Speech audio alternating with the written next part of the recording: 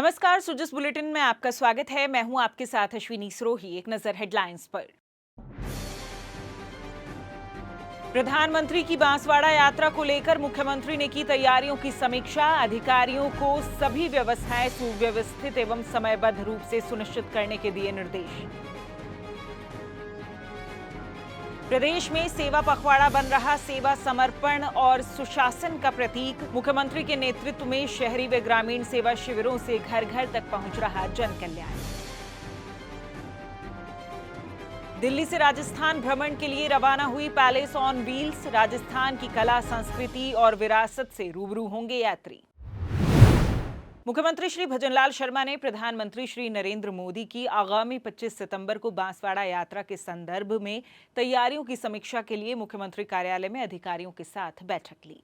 बैठक में मुख्यमंत्री ने उपस्थित अधिकारियों को प्रधानमंत्री के दौरे से संबंधित सभी व्यवस्थाओं को सुव्यवस्थित एवं समयबद्ध रूप से सुनिश्चित करने के लिए आवश्यक दिशा निर्देश दिए। उन्होंने कहा कि प्रधानमंत्री की यात्रा प्रदेश के लिए महत्वपूर्ण है, इसलिए सभी विभाग आपसी समन्वय के साथ उच्च स्तर पर व्यवस्थाएं सुनिश्चित करें। मुख्यमंत्री श्री शर्मा ने अधिकारियों को यह भी निर्देश दिए कि कार्यक्रम स्थल पर सुरक्षा, यातायात, स्वागत और जन सुविधाओं की सभी तैयारियों पर विशेष ध्यान दिया जाए, ताकि प्रधानमंत्री श्री मोदी का दौरा सफल एवं ऐतिहासिक बन सके। प्रधानमंत्री श्री नरेंद्र मोदी के जन्मदिवस के अवसर पर प्रदेश भर में सेवा पखवाड़े का आयोजन किया जा रहा है। राज्य सरकार सेवा, समर्पण और सुशासन की भावना के साथ इस अभियान को प्रदेश के प्रत्येक नागरिक तक पहुंचाने के लिए प्रतिबद्ध है। सेवा पखवाड़ा के अंतर्गत आयोजित विभिन्न शिविरों और कार्यक्रमों के माध्यम से आमजन को सरकारी योजनाओं का लाभ, स्वच्छता व स्वास्थ्य संबंधी सेवाएं तथा जन कल्याणकारी पहलें सुलभ कराई जा रही हैं। इस पखवाड़े के तहत आयोजित हो रहे शहरी एवं ग्रामीण सेवा शिविर पंडित दीनदयाल उपाध्याय के अंत्योदय के सिद्धांत को धरातल पर उतारने के प्रयासों का हिस्सा है। इन शिविरों के माध्यम से समाज के अंतिम व्यक्ति तक विकास एवं सुशासन पहुंचाया जा रहा है। मुख्यमंत्री श्री भजनलाल शर्मा का कहना है कि प्रधानमंत्री श्री मोदी के सबका साथ, सबका विकास, सबका विश्वास और सबका प्रयास का मूल मंत्र हमारे लिए मार्गदर्शक है। उनके इसी मूल मंत्र से प्रेरणा लेते हुए शहरी व ग्रामीण सेवा शिविरों का आयोजन किया जा रहा है।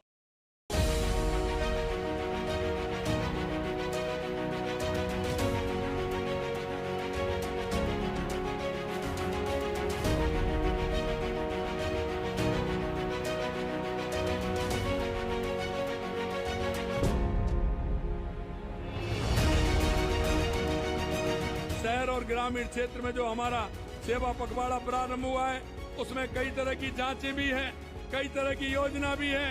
किस तरह से हमारे गांवों को हम सशक्त बना सकते हैं। हमारे उन भाई बहनों को जिनको पट्टे की आवश्यकता है, उनको पट्टा भी मिलेगा। जिनका नामांतरण की आवश्यकता, नामांतरण खुलने की, वो नामांतरण भी खुलेगा। उनका हिस्सा बंटवारा भी होगा। और शहर के अंदर जहाँ सीवरेज की पाइपलाइन से लेकर के, बिजली से लेकर के, नाली से लेकर के, सड़क से लेकर के, वो भी काम उसमें होने वाले हैं।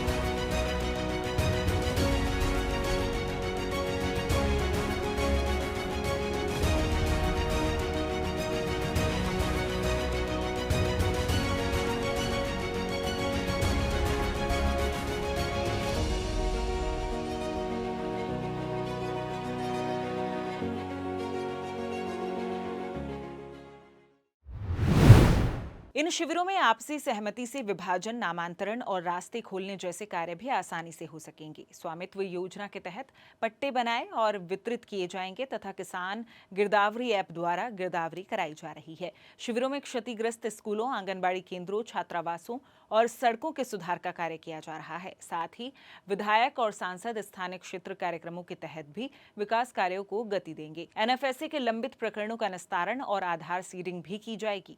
पशुओं की जांच, इलाज और टीकाकरण की सुविधा भी इन शिविरों में उपलब्ध होगी तथा जनहानि, पशुहानि, मकानों के नुकसान के आवेदन भी स्वीकार किए जाएंगे और सहायता राशि स्वीकृत की जाएगी। सेवा शिविरों के माध्यम से केंद्र व राज्य सरकार की कल्याणकारी योजनाओं का लाभ प्रत्येक जरूरतमंद तक पहुंचाया जा रहा है। इन शिविरों में लाभ प्राप्त करने वाले लोग राज्य सरकार व मुख्यमंत्री का आभार भी जता रहे हैं। प्रधानमंत्री आवास में फॉर्म भरा था, उसकी मुझे 4 किस्तें मिल चुकी है। मैंने अपना आवास पक्का बना लिया है, इसलिए मैं नगर पालिका को धन्यवाद कहना।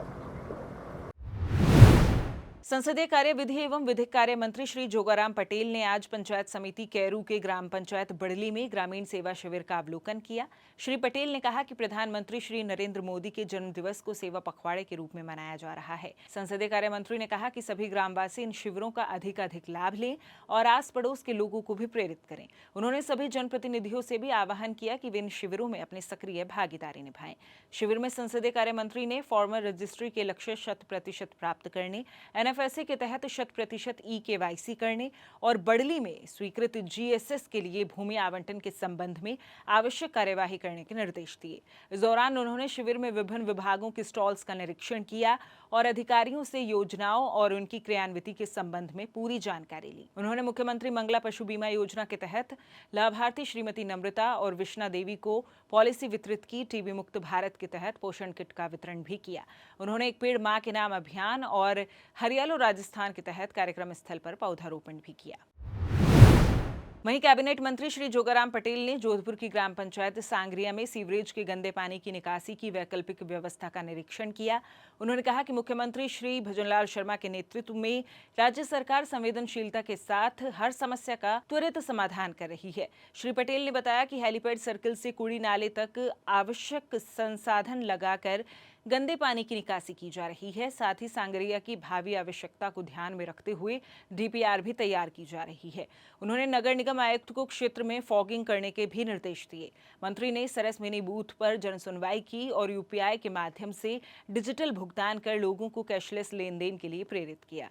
उन्होंने कहा कि प्रधानमंत्री मुद्रा योजना, प्रधानमंत्री रोजगार प्रोत्साहन कार्यक्रम और मुख्यमंत्री स्वनिधि योजना से छोटे व्यापारियों और युवाओं को ऋण उपलब्ध कराकर आर्थिक सशक्तिकरण सुनिश्चित किया जा रहा है। शिक्षा को भविष्य की नींव बताते हुए उप मुख्यमंत्री डॉक्टर प्रेमचंद बैरवा ने दूदू विधानसभा क्षेत्र की ग्राम पंचायत बोराज स्थित PM श्री महात्मा गांधी राजकीय विद्यालय में बाल वाटिका का लोकार्पण किया। इस अवसर पर उप मुख्यमंत्री डॉक्टर बैरवा ने कहा कि ये बाल वाटिका नौनिहालों के लिए शिक्षा का पहला मजबूत कदम साबित होगी, जहां वे खेल खेल में सीखते हुए उज्जवल भविष्य की ओर अग्रसर होंगी।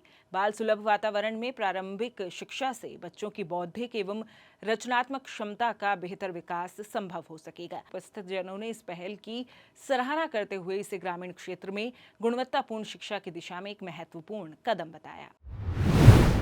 नई दिल्ली के सफदरजंग रेलवे स्टेशन से बुधवार को राजस्थान पर्यटन विभाग की कमिश्नर और RTDC की प्रबंध निदेशक श्रीमती रुक्मणी रियार ने शाही ट्रेन पैलेस ऑन व्हील को हरी झंडी दिखाकर राजस्थान भ्रमण के लिए रवाना किया। श्रीमती रियार ने इस मौके पर बताया कि शाही ट्रेन पैलेस ऑन व्हील्स हर सीजन में पर्यटकों को राजस्थान की कला, संस्कृति और विरासत से जुड़े प्रमुख पर्यटन स्थलों की सैर कराती है। उन्होंने बताया कि शाही ट्रेन के इस फेर में देश विदेश के 40 यात्री राजस्थान भ्रमण के लिए जा रहे हैं।